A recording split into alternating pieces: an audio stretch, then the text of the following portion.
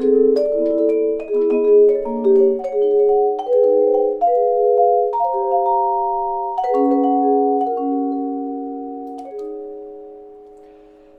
everyone, today's video we're going to be talking about permutations, specifically with the song Giant Steps.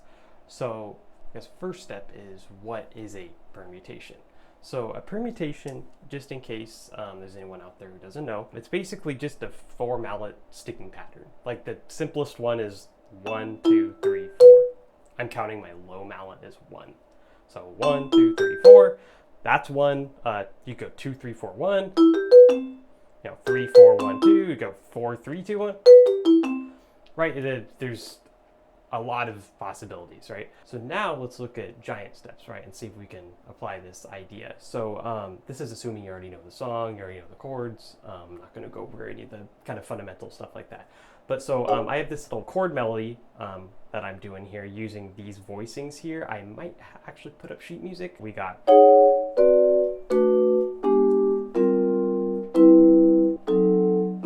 for that first part there. So that sounds pretty cool in itself, but something I found using these permutations is that you can create a different texture. And so the permutation that I'm using here is actually, it's kind of a 7-note one. We start on 4, we go 4, 3, 2, 1, 2, 3, 4. It might just be easy to think you start on the top mallet and you go back to, right, you go down and up. A good exercise to practice is to do the rhythm 1E into 2E and 3E into 4E and 1 into 2E and.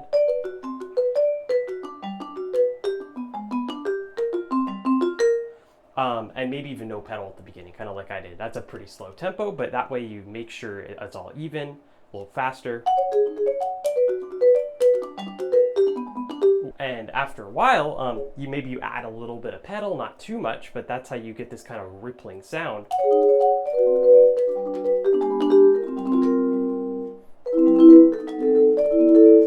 What I'm also doing is I'm adding some swell, like dynamic swells.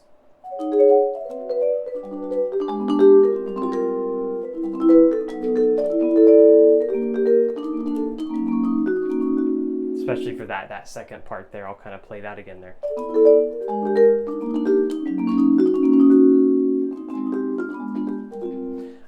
And so on. So that's maybe a bit more of an advanced permutation, but one that kind of came a little bit more naturally to me, of course, after I did this exercise a good deal, starting pretty slow.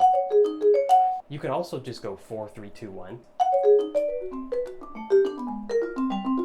Maybe add some pedal.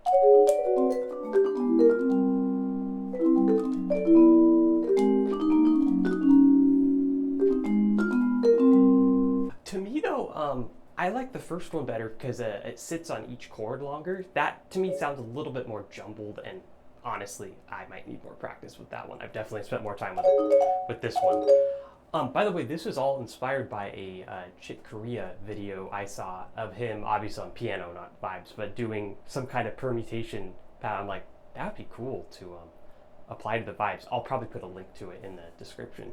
So yeah, let's talk about like why do this. To me, it just creates like an interesting texture, right? Like instead of just,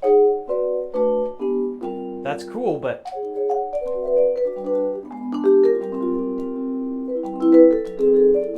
kind of a swell. The block chord method is kind of very, maybe vertical is a way you could call it. It's very vertical. This to me is a little more horizontal. Along that same line, this would kind of work well as like an intro if you're playing this song maybe as a trio or even quartet, whatever, because it kind of messes with the time. I know I had that exercise I shared going 1E into 2E, and eventually you kind of get past that and you can kind of go free with the time. So I always like to share, not only how and what to do, but like why, right? Like why spend the time to go through all these notes? I think it's actually a very musically effective tool. And I think that covered all that I kind of meant to mention here. You can do this on Giant Steps, but any other song where you find that it's kind of these block chord melodies. Another one that comes to mind is maybe Countdown, another Coltrane song. That one might be kind of crazy. I haven't practiced that much, but I hope that was helpful, and I'll see you in the next video.